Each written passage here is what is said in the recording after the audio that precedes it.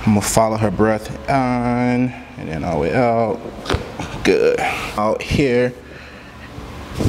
Good. Our paraspinals on this right side is firing more. Go down one more time. And then, of course, because of the injury on their right side, her knees are a little bit unstable because of the compensation injury. It's actually coming from this sacral region. And as I go up into her low back, I do start to feel a little bit of compression. Gonna make sure I put all of my force through this sacral region here. Here, I'm gonna roll her to me here and then drop there. Good. Even though she has a fracture here, I have been making sure that the ankle, that the heel, and also the navicular is still moving pretty well. Being a sports chiropractor, I've seen multiple injuries from ACL tears to MCL tears to knee fractures to hip fractures and all. And one of the biggest things that I focus on is making sure that we keep the function above and below the injury site. So today I'm basically going to go through an adjusting flow with Alex. I want to see her squat first to see where she is dysfunctional, and then we can get her on the table and get her adjusted, and then we'll explain at the end. I have Alex here. We started care about 2 months ago. She was doing super duper great, and then she had this big pitfall and injured her foot, and she got a big fracture. So I'm gonna have her kind of explain what kind of happened. Then I'm gonna take you guys through an adjusting flow of me adjusting her, and that is still super safe. So I was coming here for about a month and a half before, unfortunately, I dropped something on my foot and ended up fracturing my third metatarsal. So I've been continuing the care, even though the doctor said to stay off of it for 6 weeks. Dr. Malcolm explained that it was still really important to continue the care here, just to make sure everything else in my body was aligned.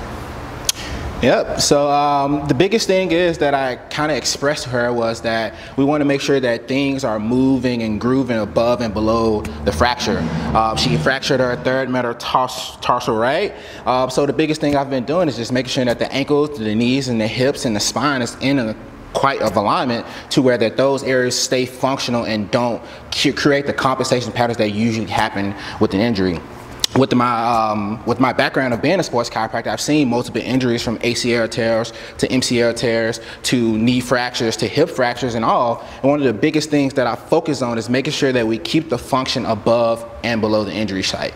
So today I'm basically going to go through an adjusting flow with Alex. I want to see her squat first to see where she is dysfunctional, and then we can get her on the table and get her adjusted, and then we'll explain at the end. Cool? Go ahead, stand up. So I'm gonna have Alex come over here and do a quick squat for me just so I can see how her body's moving. Okay, take your time with it. Biggest thing first, I'm seeing that she definitely has a lot of sacral nutation here coming up, and that her paraspinals on this right side is firing more. Go down one more time. And then, of course, because of the injury on their right side, her knees are a little bit unstable because of the compensation injuries that are coming up. Okay, come on and go face down right here. All right. Normally, as chiropractors, most chiropractors do a leg check, but I want to decrease the motion that I'm putting in the foot. So what I can do is analyze our system using the myofascial chains to actually start here at the bottom of the foot and go up the head. We call it a biotensectory approach. So as I traction her heels and just checking the tone of her system, that this right heel is definitely more tensile and almost feels like it's rubbery in a sense, basically. And she's getting stuck right here in this sacro-lumbar junction here. So there's just more investigation that I need to do on my end to make sure it's not coming from the ilium, or is it coming from the sacrum? Is it coming from the low back? And things like that too as well. And also definitely a lot of tight fibers going up into the back of the knee. Her popliteus is super tight due to the basically the ankle doesn't have proper motion, the knee doesn't have proper motion due to her having a boot on. So basically I'm gonna come up here and just check her low back out and check where I was seeing some of that dysfunction up here at the tailbone. And one of the ways I like to check that is to go into hip extension to see if this sacrum is rotating up and down like this. So Alex, what I want you to do first, I want you to keep this leg as straight as possible. Keep the knee straight, keep the hip straight, and I want you to lift that leg straight off the table. Good, back down. And then try this side here on the left side. Good, way more fluid motion on this left side. Another big thing is, so I want to do a prone Gilles test here. Go ahead and bend both of your knees. So both her SI joints move really well. So it's actually coming from this sacral region. And as I go up into her low back, I do start to feel a little bit of compression. This is one of the biggest areas I've been working with her with, is this sacrum and also hip extension on this right side, just to make sure her glutes stay firing, that her hamstrings stay firing, and that she doesn't compensate in her low back as she starts to alter her biomechanical process due to the crutches in the boot. And as I come up here, another big reason with that when she first came in is because of some mid-back tension in between the shoulder blade, because she is a teacher and we know what some of the things that teachers come in with, so we help teachers too as well. So I want to adjust the sacrum first. Go with this side up here. As I come over here, I'm gonna bend her top leg here, make sure that I'm keeping stress off this foot, because you can even see some of the bruising still there. Here. And I'm just gonna make sure I put all of my force through this sacral region here. Here, I'm gonna roll her to me here and then drop there. Good. Go face down for me again. Very great movement on the sacrum there, which is super great. And as I recheck that system in her body to see how well that is traveling up, this is actually moving really well. You can even see go all the way up to the top of the head there. Great. All right, so I'm gonna come back here and check this. Here, the tone of the low back is starting to relax a little bit more, but she is having some compressive issues right here at the TL junction. The TL junction is definitely an area of compensation due to, in athletes in general, and also just in a lot of injury patterns that actually start at the bottom of the foot, because this is a transitional area to where the low back turns into this bottom part of the rib cage. So I'm definitely going to be adjusting this, then also right here in her mid back, right in between the shoulder blades here. So I just want to find which way this system wants to go, and it's almost like a clockwise torque there. Here, bend both of your knees for me. That creates way more ease here. Good. I'm gonna follow her breath on and then all the way out. Good. Perfect. Alrighty. Great. And with that too as well, it actually cleared up her mid back too as well, which is super great. So I really like the tone of that adjustment and how that actually traveled up to release the muscle tension pattern here in the mid back. Okay. Come back down here. I always like to recheck and just to see how things are starting to travel. You can see that head nod even more, that the system, we can engage the system from the heels and to get a better read on the system. And from here, I do want to adjust the back of her knee.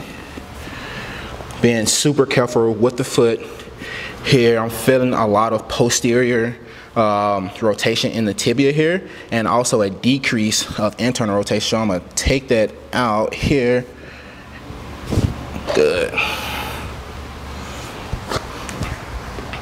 Nice.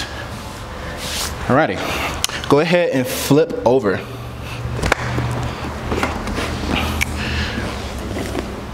So, as you can see, I haven't even touched the foot yet, but her system is definitely functioning way better than what it was. As I come here and check her neck, with Alex, she does have a bit of a reverse cervical curve, so I don't have a pillow. So I'm gonna drop her head back into extension a little bit more here, just so I can feel her spine a little bit more. Good. So she does have a bit of dysfunction right here in the front part of her neck here. So I'm gonna make this connection. I'm gonna have her drop this shoulder down here. Good. Nice. Perfect. Great. And as I come back down here to the heels, being super careful with the foot. I actually do want to check the foot out. This is one of the things I have been doing with her. Even though she has a fracture here, I have been making sure that the ankle, that the heel, and also the navicular is still moving pretty well. I have experience with adjusting post ACL surgeries, so I feel very confident in my skills to actually make an adjustment to the foot. Okay, so the biggest thing is being super safe and trying to stay away from this area here. And I just want to check her heel motion here. And she is restricted going into that eversion process of what's going on here. So I'm gonna make a small adjustment here. Good. And that moves really well. Another big thing I've also been checking with is her talus here. This is to make sure she's getting the proper dorsiflexion, because once this boot is compressing everything, it's going to atrophy this big muscle called the tibialis anterior. That's really important when it comes to knee and ankle function and just foot function. And when the boot is basically compressing, it is basically turning off the mechanoreception in these joints and ligaments that surround the foot, and therefore it's going to atrophy, and then those muscles are not strong. So I imagine as we keep the function into the ankle here, that when she does take the boot off and start her rehab process and things with her physical therapist, that he won't have to work on a lot of things. We can just rehab the foot and also take care of the ankle, the knee, hip, and also the rest of the spine. So I am going to adjust her here. I'm gonna grab my Thule piece, being super safe because I don't want to yank on this. Scoot up for me, Alex. Good here.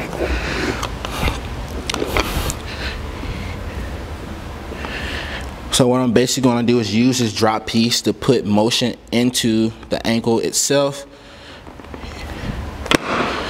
Good. Then we're going to do it one more time. Good. And I'm going to recheck that, and then both of those are pretty even, which is super great. Okay, and then another big thing I have been checking is her big toe rotation. As you can see, that this rotation of the big toe has came in, so I basically want to try to get her big toe to come back out here. This is just going to be a process that we need to work on consistently, because we need to get the muscles in the foot stronger. So when she does take off her boot, we can start to work on that process to be able to get this big toe out here and keep the proper extension she needs so she can have a great gait process.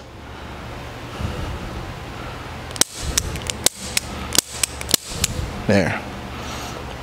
Good. Alrighty.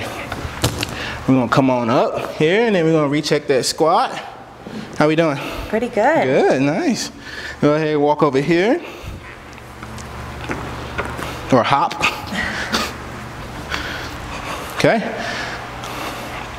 Way more fluid there. The knees are still shaking a bit. Sacrum nutation looks really good. And just one more thing that we will have to work on is definitely just TL junction extension. Her muscles are super tight here due to the compensation injury, but as we take the boot off and start to rehab the foot and things like that, we can start to work on different areas. Okay. Alrighty, you can have a seat right here, and then so that's the biggest thing that we like to do. I like to emphasize that to try to make sure that we keep the body functional, because there's some type of dysfunction within the body that's creating the pain, sickness, and suffering that one may be experiencing. And then with that being said, most people, most doctors, or most medical doctors would say, put the boot on, go home, don't do anything for the next 8 to 12 weeks, and then that's when the body starts to go downhill. With her, she kept coming in, she kept staying consistent with her care. It's been almost about 2 months, and she's been doing amazing through this injury process before and after. So I just kind of like want you to pretty much just go through how your care here has been for the last 2 months. And you know, if you wasn't coming in, if you stopped coming in, what do you think your life would be right now? Oh gosh, I don't know. But before the injury, I was really feeling a lot better and more mobile. I started coming here because I'm a runner. And since the injury, I mean, it's definitely like made my back and shoulders feel stronger on the crutches. Also, just I've had a lot of ankle pain and things like that from previous injuries and wearing the boot. So Dr. Malcolm's really just been moving everything along so that it doesn't become so stiff during the injury. All right, there it is. Ooh, so, you know, if you have lost hope, if you had an injury back in the day and a new injury now, we here at the Source Chiropractic, we would love to help you out. We'd love to keep your body functional. My name is Dr. Malcolm here at the Source Chiropractic out here in the lower district of Oakland, California, and I hope to see you guys soon.